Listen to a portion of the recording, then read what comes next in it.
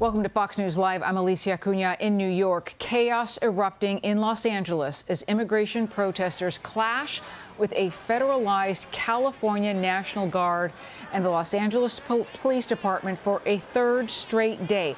At this hour, we've seen bottles and rocks thrown by protesters and highways blocked, and smoke bombs and flashbangs have been used to disperse the crowds. You're looking at a live picture there from downtown Los Angeles right now.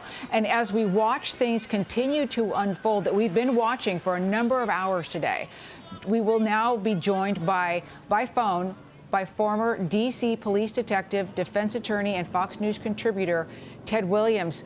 Ted, glad to have you back. I want to pick up on what we were talking about 15 minutes ago or so. We have some time now because the mayor of Los Angeles, Karen Bass, held a news conference to give an update on the chaos that's unfolding that we're watching there on our screens.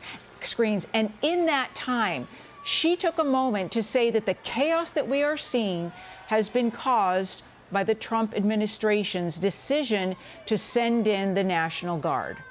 Your thoughts? Well, you know, Alicia, I don't believe that there's been one single reason for the chaos that we are seeing in the streets of L.A. at this immediate time. I certainly, if I was in charge, I would not have federalized the National Guard.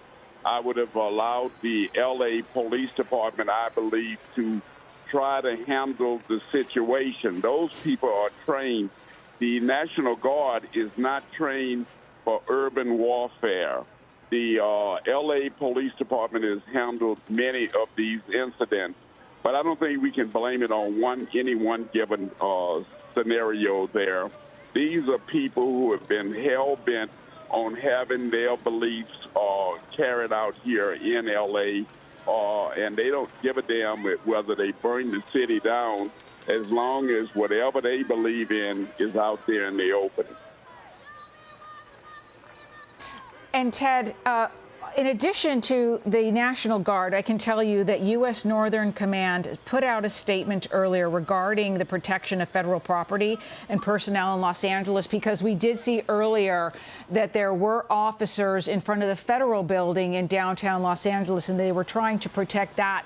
And in the statement, U.S. Northcom said at this time there are approximately 300 members of the California Army National Guard 79th Infantry Brigade combat team deployed at some of the various locations in Los Angeles, but additionally, approximately 500 Marines from the 2nd Battalion, 7th Marines at 29 Palms, California, they are prepared to deploy status should that be necessary and augment the support that the DOD's protection of federal property and personal effects. Now, Ted, we do know that Governor Gavin Newsom's office sent a letter to Defense Secretary Pete Hegseth earlier saying that the national troops were not needed, that to call them off, that they were making things worse. And is it in your mind that they could make it worse? I'm just trying to understand here.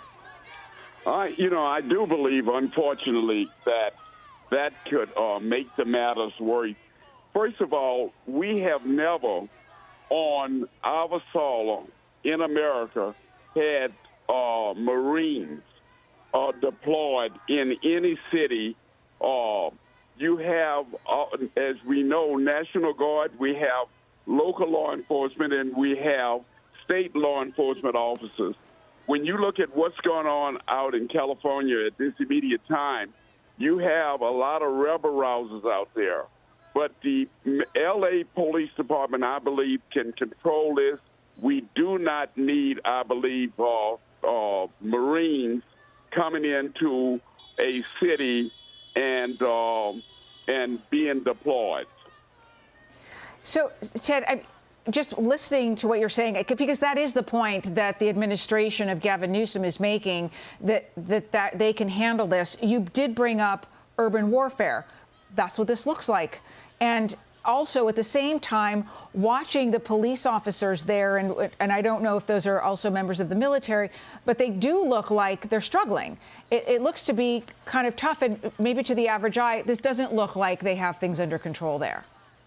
You know, Alicia, they may very well not have everything under control at this immediate time because What you're seeing out on the streets right now are primarily state police officers, and you're seeing L.A. Police Department police officers.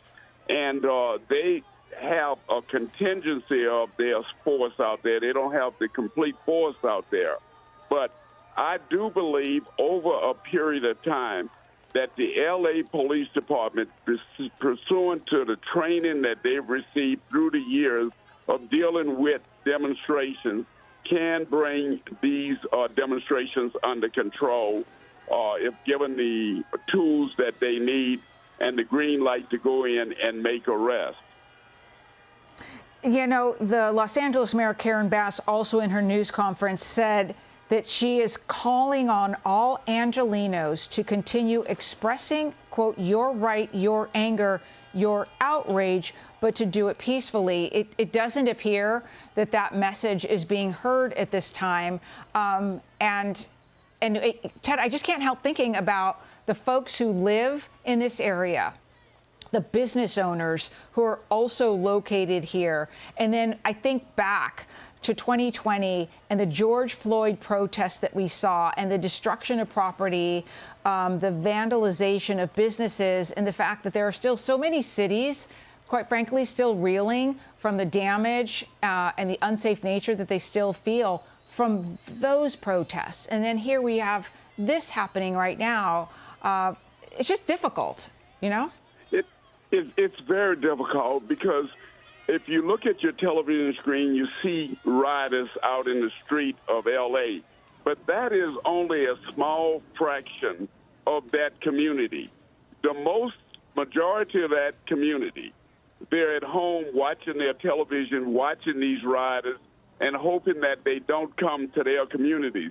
And quite naturally, what you've just said, Alicia, about the businessmen, those businessmen are hoping that the law enforcement officers can bring this and continue to get this matter under control so that their businesses can survive. And that is the unfortunate thing about these riots, is that these businesses are the ones who take the bulk of what is going on in these various communities.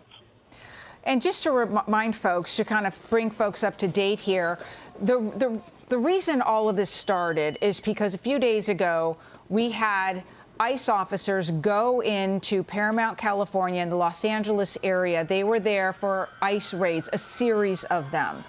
And when that happened, there were people in the community who then rejected this premise, and they decided to protest. It has been growing for 3 days now. And President Trump spoke with Governor Gavin Newsom on Friday and let him know, in his mind as the president, that this needed to be shut down. And then here we are now. The president didn't see it getting any better, only worse, and then ultimately decided it was time to federalize the National Guard. And so here we are.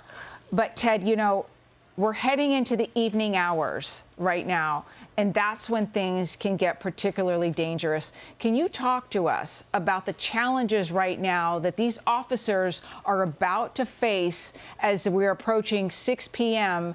on the California coast?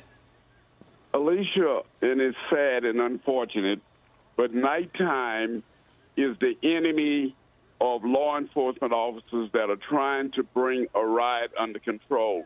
And the rationale behind that is it's dark.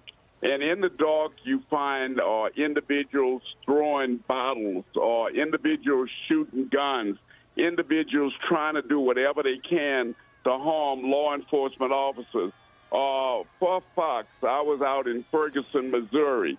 For Fox, I was in Milwaukee, Wisconsin when we had riots. And I can tell you, it is the most scariest thing for law enforcement officers to have to deal with, because they don't know where the objects are coming from, and it is very, very difficult to bring a riding group under control in the nighttime. So I'm hoping that they will flood the zone, meaning law enforcement, and that anybody within that zone they will arrest. As you know, Alicia, they've already declared an unlawful assembly out there, and that's under the California Penal Code 409.